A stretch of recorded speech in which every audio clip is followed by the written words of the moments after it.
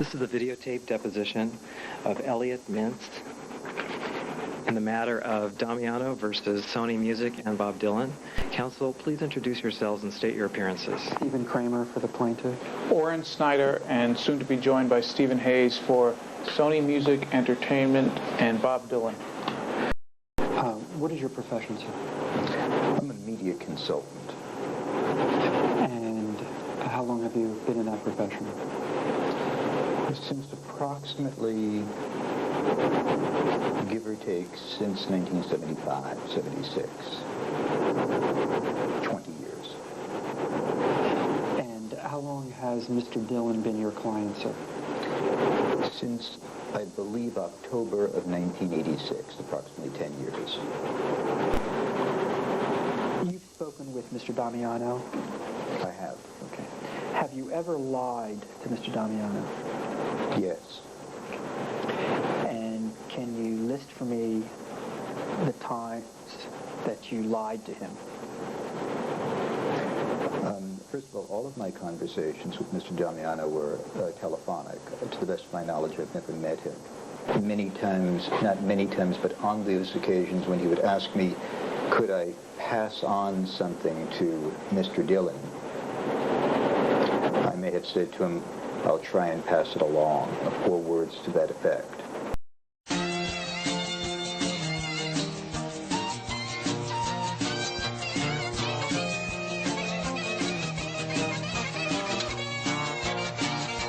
He just grabbed it out of his hand and started to read the song for him.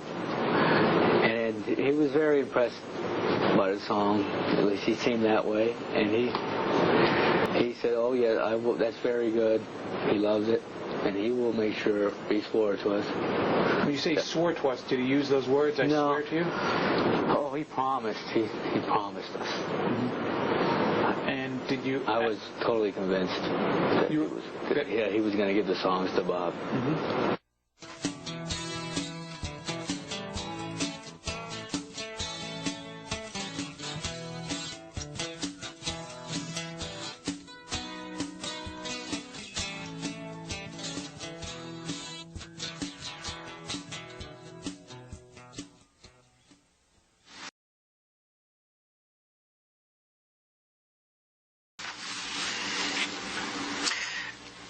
Let's go back to the Jones Beach concert, if we may, to the time when you offered the tickets to Mr. Damiano before the concert actually took place. Okay.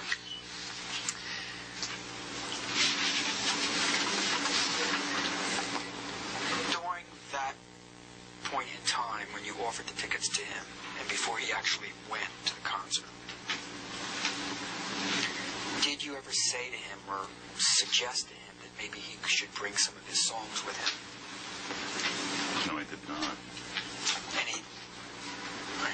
Do you deny saying that, or is it you just don't recall one way or the other? I deny suggesting to Jim that he bring songs along with him.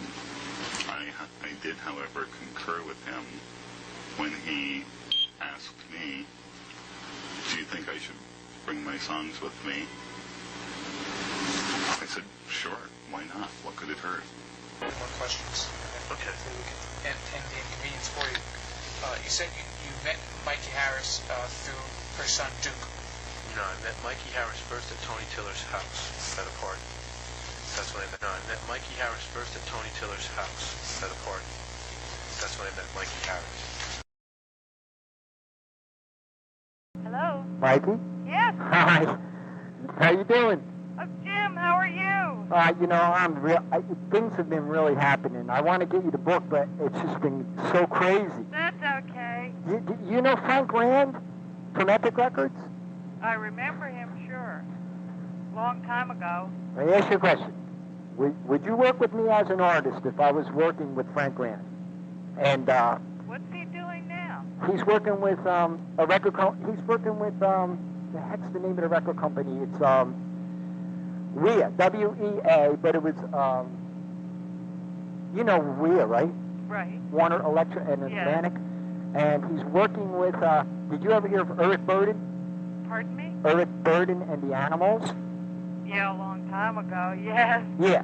he's working. Well, he just got done doing a project with Eric Burden, and I have a chance. Now, you know I'm a very easy artist to work with, right? I'm not hard to work with, right? Well, I don't remember you being difficult to work with. Jim handed the book, started to hand the book to him, and then someone else came over and took the lyric, whether it was a book or an envelope with the lyrics in it, took this package and walked towards the bus along with the other people, and they all got onto the bus, the door closed, and the bus drove away. Sir, I want to turn now to this meeting that you said happened with Mr. Tiller. Do you remember when that occurred? Your statement says July of '87. Is that about when it happened? Yeah, I believe so. For Anthony to come out, we sat there for a while. Jim had his lyrics books with him, one big thick book, and we were just sitting there for a while. Then Anthony came out.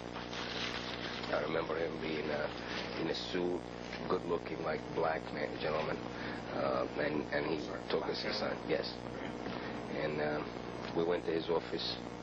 And we just sat down. It was like a big chair, one of these, looked like a recliner kind of chair, but it was just a big chair that I was sitting in. And they were acting like they were good friends. I mean, talking, hugging, you know. And they read some of the lyrics. He had Jim's book in his desk, and he was reading through it. Jim was pointing out certain lyrics to him, and they were talking and talking. Then we got into the conversation about recording this my cousin Joanne tape, and I just wanted to get some feedback from Anthony based on his position in this company, what he believes that anything could happen with this if we produce it. And the feedback I got is absolutely yes. That we got into the does he read? Is he getting James Damiano's lyrics? And I remember the answer, yes. He's been reading his lyrics, and I even remember recalling Anthony bringing up Bruce Springsteen's name. And that was just like from nowhere. I never heard that before, but it just came up that James' lyrics was also given to Bruce Springsteen, which I knew who that was. And I remember leaving this meeting with a very good feeling. Okay, I was convinced by Anthony if I produce this record, if I pay for it, that it could end up being a very big hit. Okay, sir. And that's basically what happened at the meeting? That's basically it. I left there with very good vibes. And if you can tell us what the office looked like in a little more detail, were there records on the wall? There were records in the lobby. I know that. There were a bunch of records in the lobby. I was only in that building that one. Can you list for me, sir, what other songwriters, other than Mr. Damiano, whose material you had on any shelf in your office while employed either by CBS or Sony? Songwriters. Do the Gershwins count? Appreciation, anything. Tokens of appreciation. Or gifts, anything that you can think of. None that I can recall, but if I did it as a friend to a friend, because I considered Jim a very good friend. And I occasionally give my friends things as my friends give me things. Okay. And do you recall, let me try to refresh your recollection, if I may. I deny suggesting to Jim that he bring songs along with him. I did, however, concur with him when he asked me, do you think I should bring my songs with me? I said, sure, why not? What could it hurt?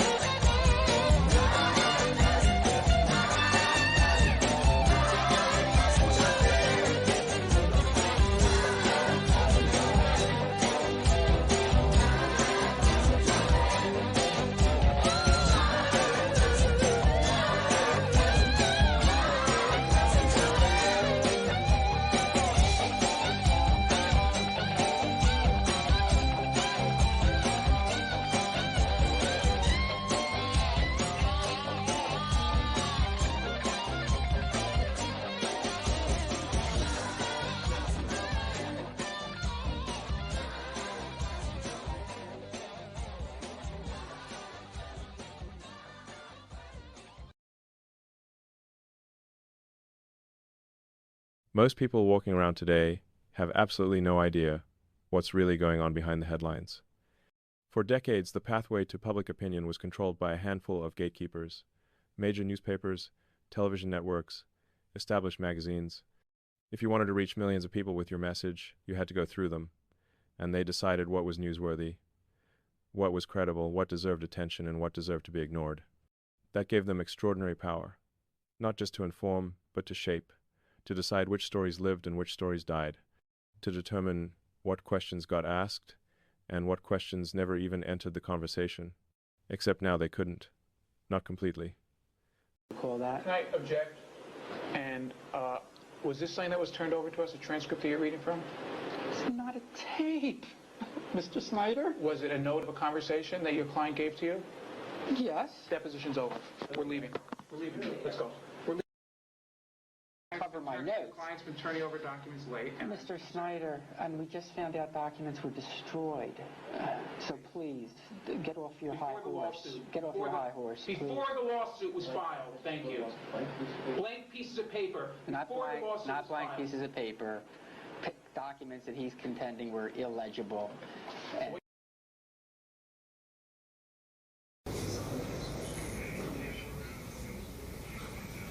Do you think of yourself primarily as a singer or as a poet? Oh, I think of myself more as a song and dance man, you know. What? The criticism that you've received for more or less leaving folk music for folk rock hasn't seemed to bother you very much. Do you think you'll stick with folk rock, or are you going on into more writing? I don't play folk rock. What would you call your music? I would call it,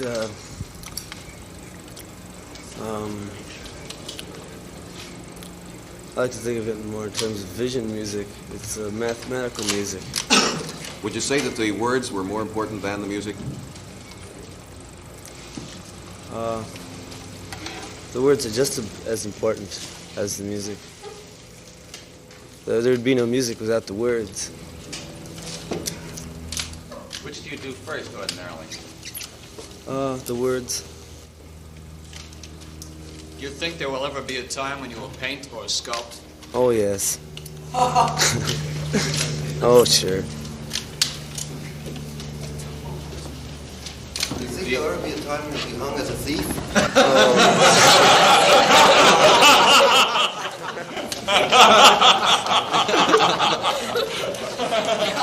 You weren't supposed to say that.